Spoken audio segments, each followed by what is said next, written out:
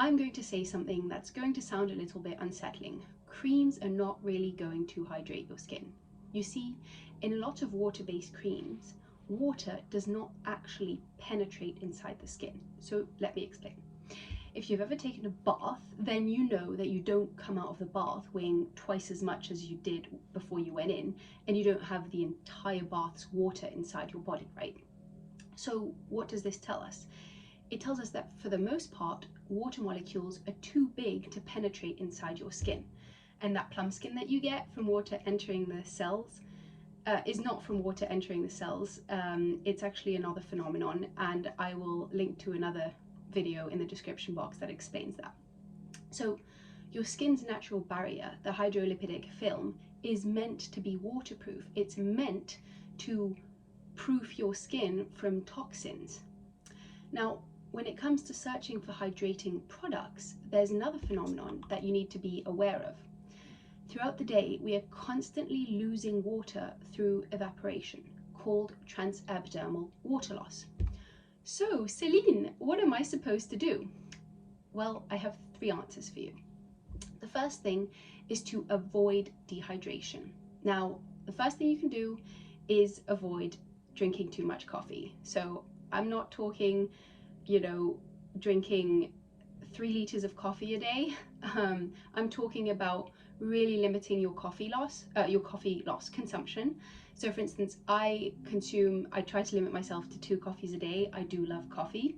And by 2 coffees a day, I don't mean 2 12-ounce coffee mugs. I mean it's 2 espresso shots essentially.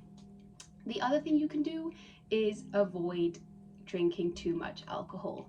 So I know they say that red wine is good for you, la-di-da-di-da, it's full of antioxidants. There are plenty of other ways you can get your antioxidants, and alcohol is very dehydrating for your body. Now, another thing, cigarettes. I know a lot of you don't smoke and you know that it's not good for you, but my French friends, speaking to you right now, quit smoking. And then the other thing is avoiding getting too much sun at the peak hours of the day, and especially limiting, going out into the sun without proper protection. So now we've talked about avoiding dehydration. The second really important topic is hydrating internally enough. So that's drinking water. It's not drinking tea, it's not drinking sparkling water, it's drinking pure water.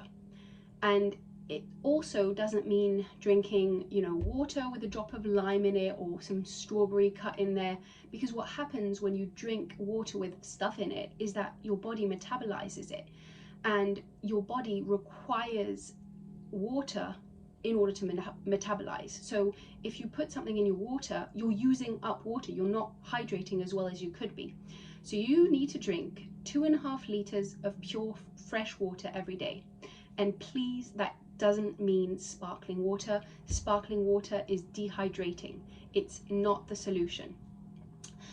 So I want to illustrate something using French terminology. So in French, skin is peau. And then the word water is eau. So in the word skin in French, there is the word water. So that means that water is key to the skin, and we can hydrate our skin. So you can't hydrate it with a cream, but you can avoid dehydration. Now let's talk about the cosmetic aspect. So how do we hydrate our skin? Well, by using oils and balms. And that might sound a little bit contradictory, but women, for instance, come to me and say, oh, I have such dry hands, I want a super moisturizing hand cream that's not oily. The best cosmetics to use for hydrating, and I put quotes here, hydrating the skin, are products that are oily and waxy. They are called occlants, and they basically help avoid water loss. So I want to explain these last 2 concepts that I just talked about by looking at the plant kingdom. Okay, so most plants don't get their water they don't get their water through their leaves. There's a reason that in holistic gardening, you water the soil and you don't water the leaves. Firstly, because it's in the soil, it's through the roots that the plants uptake their water. And secondly, watering the soil, and therefore the roots, avoids water loss. So when you see fields being sprayed above ground, it's very inefficient. So this is a reminder to show you that plants drink water by taking it through their roots and not the surface, and we should do that as well by drinking water internally, the best way to hydrate. Now let's take a look at desert plants. See, leaves are 98% water if they're healthy.